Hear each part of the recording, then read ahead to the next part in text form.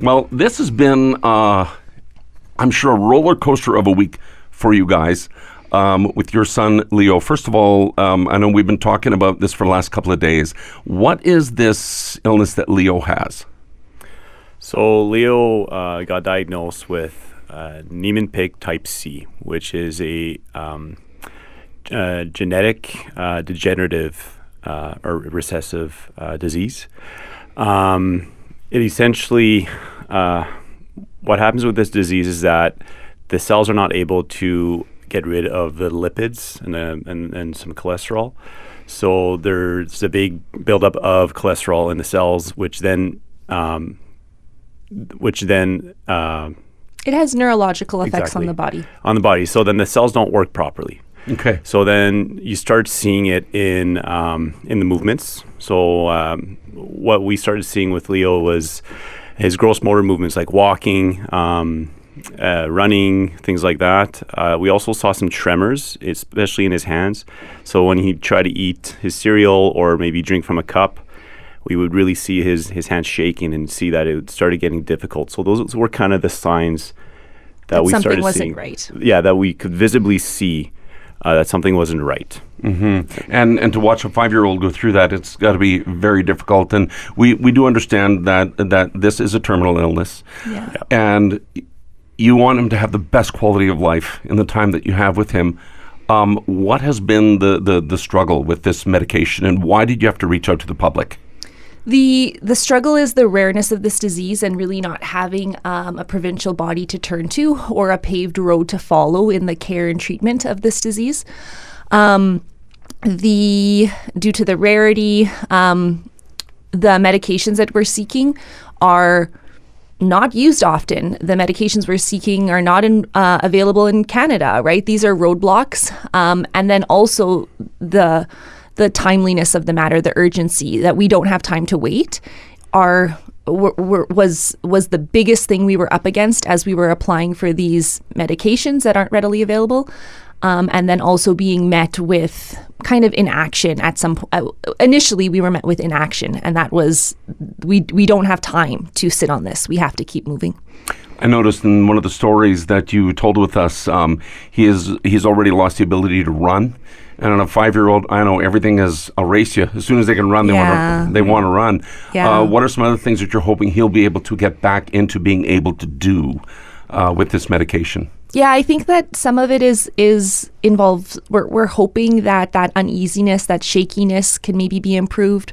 We're hoping that we can see some improvements again with his speaking, his ability to express himself. Yeah, and just hopefully some of his movements will be a little bit easier, a little bit more smooth. I mean, there's no promises there. There isn't. No, exactly. But we're hoping that this medication that he got approved for will help with that. And as parents, you want to try everything. That's exactly it. And there's so many levels of helplessness when your child is sick, and the fact that these medications existed but we couldn't reach them was an additional level to helplessness in all of this. Yeah. Mm-hmm. So you reached out to the public. We did. Told your story, and what happened? And the emails started flooding in. We had thousands of emails come in on Leo's behalf, advocating for him, advocating for his need for medication, for Miglustat at the provincial level, advocating that it needed to happen now. And the people got Minister Assaguara's attention. Minister Assaguara has been in contact with us, and within 24 hours, things were turned around. Yeah, it's absolutely unbelievable, the mobilization and the fact that we were heard, and not only heard, but people realize, okay, well, this matters, and we're gonna take action, and we're gonna help out this family. So we are very, very thankful and grateful that this community has, the community here, Steinbach and area, because it all started here, and then it kind of just really flooded out to the outside of this area, and we had involvement throughout the province. Yes, and then we also had involvement outside of province. People people heard our story and wanted to do what they could for this little boy, and to have people value your child's life, to have people care about your child. That's what every parent wants, right? That's people want their life, their child's life. They want their lives to matter, and people cared. People cared about Leo's life. They still do. Tell us about that moment that you woke up and saw not hundreds, but thousands of emails, because you were CC'd. Yes. I know I CC'd you when I emailed. Yeah. What was that like when you opened up and you saw thousands of emails? You know what? It was like I was staying on it, right? Because I didn't want to fall behind in like the categorizing of these emails. And it was kind of, at one point I remember saying, "Oh, I think we're going to reach 200." And 200 was obviously just a little drop in the bucket, because at the first day, I think, then I was like, "I think we're going to reach 1,000."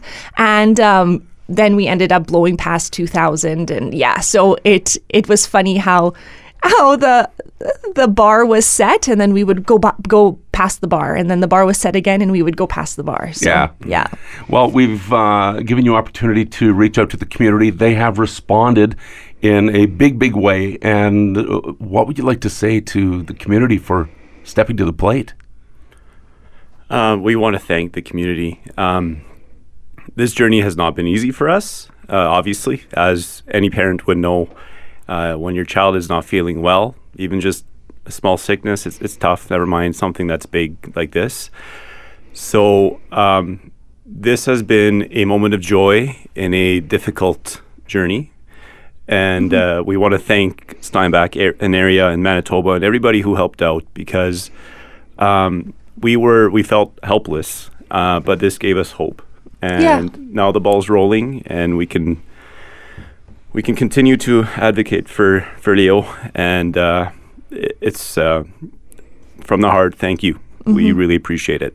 We've this journey, we continue to recognize this coexistence between joy and pain, right? And that continues. And this involvement, this advocacy, people caring about our child, is a very tangible piece of joy. Mm-hmm. Absolutely. Well, you've not only made a difference in Leo's life and in your life and in your other kids' life, you have 2 other children, but you've set that bar, and you've showed people what's possible when a mama bear and a papa bear are tenacious and go, "I need to do this for my child." Mm-hmm. And you've helped other parents, and you've helped other families. So thank you for doing that. Yeah. Well, yeah, thank you. Yesterday I received a call from the Steinbach pharmacy asking about the filling of this prescription, and it was just such a great moment, because it was, all of this stuff seems to be bigger than us, right? And then to get this call from a place so close to home, to be like, we can almost touch this now. We can almost get our hands on this medicine. It's real. It's happening. It's real. Yeah. Exactly. Oh, wow. Yeah. Well, thank you for sharing your story with us, and thank you for sharing Leo with us, and thank you for reaching out to the community. Thanks, Thank you very much, Corny. Hey, thanks for watching our video. If you want more like this, you can subscribe to our channel right here. If you want to see more of what's going on in your community, check out this video right over here.